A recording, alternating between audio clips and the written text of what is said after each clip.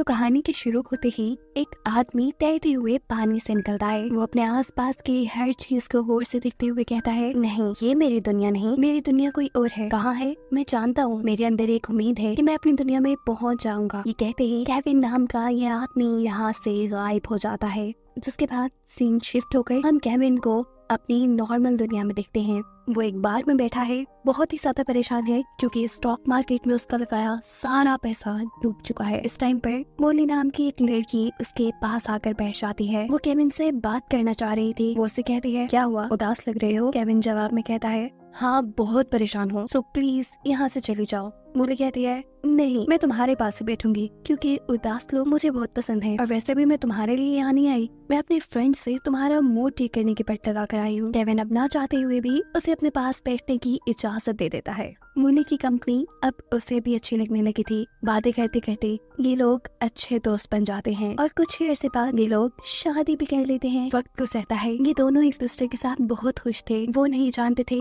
कि उनकी ये खुशी ज्यादा अरसे चलने वाली नहीं, क्योंकि एक दिन ऑफिस से घर आते हुए ट्रक के साथ टक्कर होने पर केविन का बुरी तरह एक्सीडेंट हो जाता है। उसे इस वक्त जब होश आया तो वो एक खाली रोड पे था, बिल्कुल जिंदा सलामत। वो इधर उधर देखता है, यहाँ एक बूढ़े आदमी के अलावा कोई नहीं था, ना कोई इंसान, ना ट्रैफिक। वो इस बूढ़े आदमी से पूछता है, मेरा एक्सीडेंट हुआ था, मेरी गाड़ी कहाँ है, मेरा फोन, मुझे अपनी वाइफ को कॉल करनी है। और इस सब के जवाब में वो आदमी कहता है कि तुम ऐसा कुछ नहीं कर पाओगे केविन, क्योंकि तुम एक दूसरी दुनिया में हो। ठीक एक्सीडेंट के टाइम पे मैं तुम्हें वहाँ से निकाल कर यहाँ ले आया था। यहाँ खड़ा हुआ बूढ़ा इंसान अब केविन से अपना तारुफ करवाता है और कहता है, मैं बेनिफैक्टर, मेरा काम है लोगों को एक दुनिया से दूसरी दुनिया में शिफ्ट करना। ये बातें करते करते वो केविन को एक रेस्टोरेंट में बुलाया था। केविन कहता है, मुझसे मजाक करना बंद करो, मुझे मेरी दुनिया में वापस जाना है, तुम आखिर मुझे यहाँ लाए क्यों हो? बेनिफैक्टर कहता है, हाँ, मैं तुम्हें इस दुनिया में इसलिए लेकर आया ताकि तुम भी मेरी तरह एक शिफ्टर बन जाओ। तुम्हारा काम होगा असली दुनिया से दुखी और गुस्से वाले लोगों को निकाल कर यहाँ इस दुनिया में ले आना। केविन जवाब में कहता है, मैं नहीं मानता कि ऐसा कुछ पॉसिबल है, मुझे प्रूफ दो। इस तुम्हारे साथ वेट्रेस बैठी है, इसे गायब करके दिखाओ। बेनिफैक्टर कुछ भी बोले बगैर अपने हाथ पे बंधी हुई वॉच पे कुछ कोड दबाता है और ये लड़की यहाँ से गायब हो जाती है। सच्चाई जानने के बाद तो केविन भी घबरा चुका था। उससे कहता है, मुझे कोई शिफ्टर नहीं बनना, प्लीज मुझे मेरी वाइफ के पास वापस भेज दो।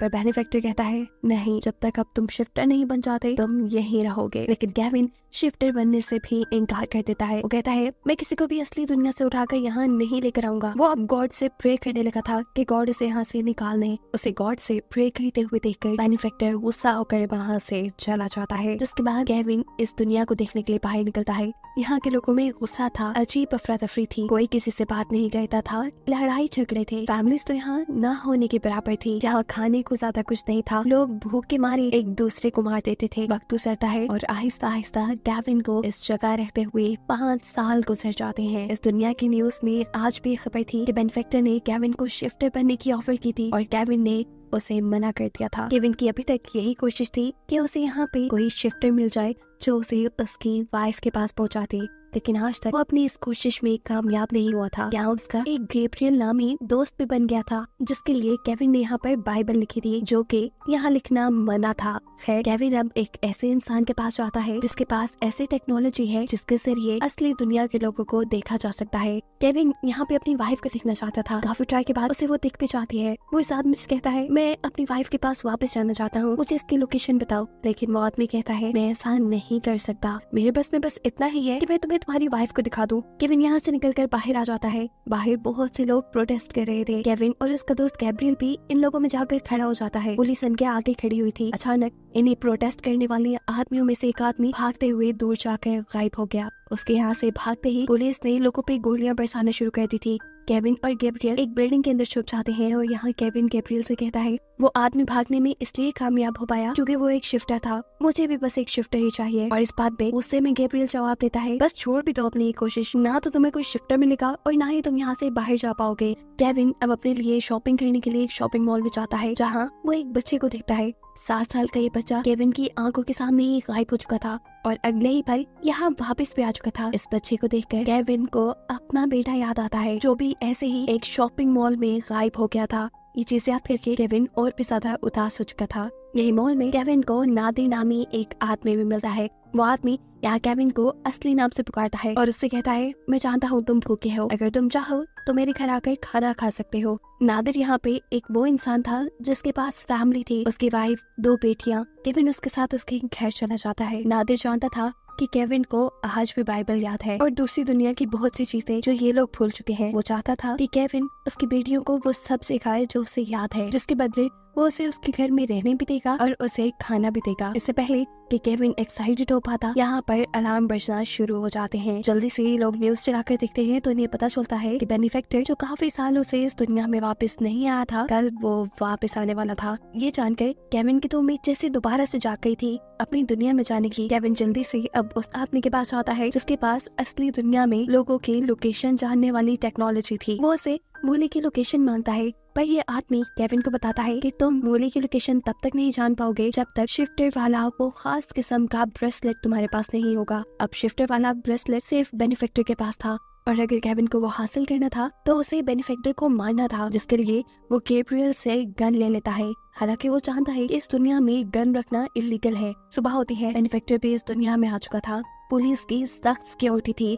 लोग बेनिफैक्टर से मिलना चाहते थे क्योंकि वो उसे अपना गॉड मानते थे, लेकिन केविन नहीं। केविन उसे शूट करने के लिए पुलिस से बचते बचाते किसी तरह उसके रेस्टोरेंट में पहुंच जाता है। इससे पहले कि केविन उसे शूट कर लेता, बेनिफैक्टर उसके हाथ में गन देखते ही खुद को यहाँ से गायब कर लेता है। अब पुलिस को भी ये बात पता चल चुकी थी कि केविन बेनिफैक्टर पर हमला करने के लिए आया था, इसलिए वो रेस्टोरेंट की बाहर से ही केविन के ऊपर गोलियां चलाते हैं। केविन एक साइड पर छुप जाता है। उसे अब ये बात समझ आने लगी थी कि शायद वो कभी अपनी वाइफ से नहीं मिल पाएगा और ये सोचते ही वो जोर जोर से रोने लगा। तभी बेनिफैक्टर उसके सामने आकर कहता है कि आज से कितने साल पहले मैंने तुम्हें शिफ्टर बनने की ऑफर की थी, तुम मेरी बात नहीं माने, इसीलिए आज पछता रहे हो। अगर तुमने मेरी बात मान ली होती तो तुम आज यहाँ रो ना रहे होते, या तुम आज अपने घर होते या इन लोगों के मसीहा बन चुके होते। केविन कहता है, नहीं बनना मुझे किसी का मसीहा, मुझे बस मेरे घर जाना है, मेरी वाइफ के पास, मूली के पास। उसके बाद काटकर बेनिफैक्टर से पूछता है, तुम्हारे पास गन कहाँ से आई? गैब्रियल ने दी है ना? ये कहते ही वो अपनी शिफ्टर मशीन के जरिए गैब्रियल को भी यहाँ टेलीपोर्ट कर लेता है। गैब्रियल को अच्छी खासी सुनाने के बाद बेनिफैक्टर केविन से कहता है, तुम्हें क्या लगा मुझे यहाँ पे होने वाली किसी चीज का नहीं पता चलता? तुम जो बाइबल के पेजेस लिखते हो मुझे उसका भी पता है। ये कहते ही वो यहाँ से गायब हो चुका था। उसके जाते ही पुलिस वाले जो बाहर खड़े हुए थे वो भी इनके ऊपर गोलियां चलाना शुरू कर देते हैं। एक गोली गैब्रियल को लगती है जिससे वो मर जाता है, जबकि केविन सोफे के पीछे छुपकर अपनी जान बचा लेता है। अपने इसी बचाव के दौरान केविन की नजर पड़ती है गैब्रियल के हाथ पे। उसके हाथ में शिफ्टर वाला ब्रेसलेट था। यानी इतनी बड़ी सच्चाई उसके अपने दोस्त ने उससे छुपा कर रखी कि वो एक शिफ्टर था। लेकिन खैर अब केविन इस डिवाइस के जरिए मूली की लोकेशन का पता चलाकर वहाँ जा सकता था। गैब्रियल के हाथ से उतारी हुई इस डिवाइस को अपने हाथ में पहनते ही केविन कुछ कोड्स मिलाता है और यहाँ से अचानक टेलीपोर्ट होकर किसी और दुनिया में पहुंच जाता है। ये केविन की दुनिया नहीं थी, वो पहचान चुका था। वो दोबारा कुछ कोड एंटर करता है और यहाँ से टेलीपोर्ट होकर किसी दूसरी दुनिया में गिर जाता है। इस मर्तबा वो पानी में गिरा था और ये वही सीन है जो हम मूवी के स्टार्ट पर भी देख चुके हैं। ये भी उसकी दुनिया नहीं, वो जानता है, लेकिन वो अपनी वाइफ को ढूंढते हुए अपनी दुनिया में पहुंच जाएगा। उसे ये उम्मीद है। वो दोबारा कुछ कोड एंटर करता है और एक दूसरी दुनिया में टेलीपोर्ट हो जाता है। ये दुनिया किसी पागल खाने से कम नहीं थी और यहाँ पर डॉक्टर गैब्रियल था। उसे यहाँ पे गैब्रियल के कई वेरिएंट मिलते हैं जो पूरी तरह उसके पीछे पड़ चुके थे।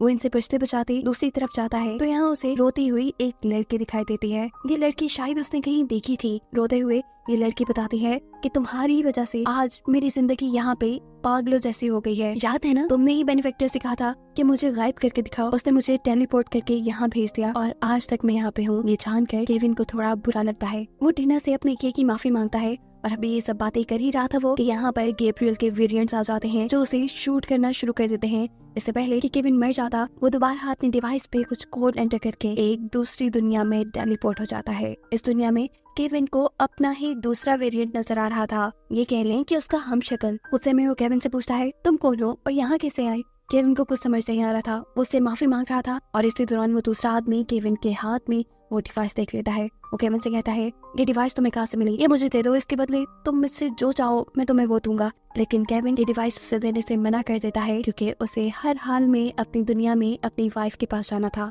इससे पहले कि अब वो सामने वाला आदमी केविन के ऊपर गोली चलाता, केविन दोबारा डिवाइस के ऊपर कुछ कोड एंटर करके उसी दुनिया में पहुंच जाता है जहाँ पे बेनिफैक्टर था। इस टाइम वो नादिर के घर पे गिरा था। वो देखता है कि नादिर पुलिस की गोलियों से जख्मी हो चुका है क्योंकि पुलिस को लग रहा था कि नादिर ने केविन को छुपाया है। मरता हुआ नादिर भी यहाँ अपनी वाइफ को एक उम्मीद देकर कर जाता है कि एक ना एक दिन वो जरूर यहाँ से निकल जाएगा। केविन अब बिना वक्त जाए के उस आदमी के पास जाता है जिस आदमी के मॉनिटर केविन के पास मौजूद इस डिवाइस की मदद से उसकी वाइफ की लोकेशन उसे बता सकते थे।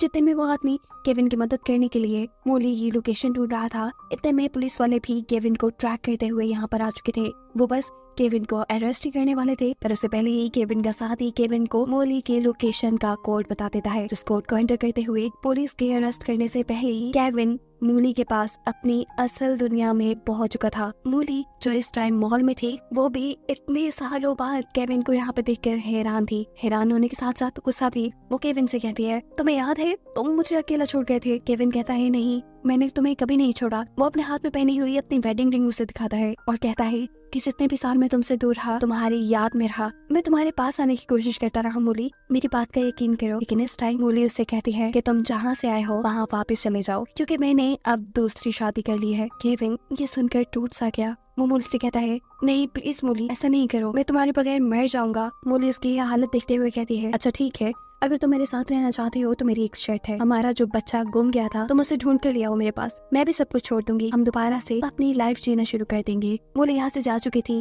और केविन टूट चुका था। इसी दौरान हम देखते हैं कि बेनिफैक्टर दोबारा उसे यहाँ से टेलीपोर्ट करके अपनी दुनिया में ले जाता है। बेनिफैक्टर अब बहुत ही ज्यादा गुस्से में था। वो केविन से कहता है, तुम्हें क्या लगा था तुम इतनी आसानी से ये दुनिया छोड़ जाओगे और मैं तुम्हें कुछ भी नहीं करूंगा? तुमने जितना भी कुछ मेरे साथ बुरा कर लिया है, अब तुम उसकी सजा भुगतोगे। केविन ऐसे खामोश था जैसे अब उसके साथ कुछ भी हो जाए उसे फर्क नहीं पड़ता।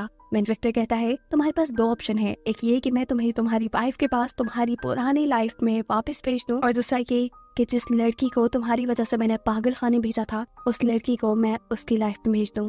बेनिफैक्टर शायद उसका इम्तिहान ले रहा था, क्योंकि इस टाइम जिस दुनिया में केविन था, इस वक्त इस दुनिया में हर कोई सेल्फिश बन चुका था। बेनिफैक्टर जानता था कि केविन अपनी लाइफ में वापस आने का फैसला करेगा, लेकिन हैरानकुन तौर पे वो उससे उल्टा फैसला करता है और लड़की को उसकी पुरानी लाइफ में भेजने का फैसला कर देता है। केविन की बात मानते हुए बेनिफैक्टर ने टीना नाम इस लड़की को उसकी फैमिली के पास वापस भेज दिया था। ये लोग देखते हैं कि अपने घर जाकर वो बहुत खुश थी, लेकिन बेनिफैक्टर गुस्से से पागल हो चुका था, क्योंकि केविन हर मर्तबा उसकी सोच से उलट काम करता था और इस वक्त वो गुस्से में केविन को गोली मार देता है। केविन की आंख एक नई दुनिया में खुली। वो एक बार के पास खड़ा था। वो बार के अंदर चला जाता है जहाँ उसे अपनी वाइफ मोली बैठी दिखाई देती है। केविन को ये एक चांस लग रहा था। वो मोली के पास जाता है और उससे पूछता है, उदास लग रही हो, क्या हुआ? केविन की तरफ मुंह करते हुए मोली कहती है, 18 घंटे की शिफ्ट की है, अभी घर भी जाना है, थक गई हूँ। अभी ये लोग बातें ही कर रहे थे कि अचानक मोली के पास उसकी बेटी की कॉल आ जाती है और ऐसे ही केविन को पता चलता है कि इस दुनिया में मोली मैरिड है। उसके फोन कट करते ही वो मोली से पूछता है, क्या तुम मैरिड हो? मोली कहती है, हाँ, पर मैं अब अपने हस्बैंड के साथ नहीं रहती। ये सुनकर तो उसी खुशी का ठिकाना ही नहीं रहा था। वो यहाँ मोली से बातों ही बातों में दोस्ती कर लेता है और फिर चाय के लिए भी इनवाइट करता है। ऐसे ही कुछ अरसे बाद इनकी शादी भी हो जाती है। केविन और मोली दोबारा से एक हैप्पी लाइफ जीने लगे थे। कहानी के आखिर में केविन बताता है, मैं जानता हूँ कि ये मेरी दुनिया नहीं है, लेकिन मैं इस दुनिया में एडजस्ट कर लूंगा, क्योंकि इस दुनिया में मेरे साथ दोबारा मेरी वाइफ मोली है। जो बताते हुए ये कहानी यहीं खत्म हो जाती है।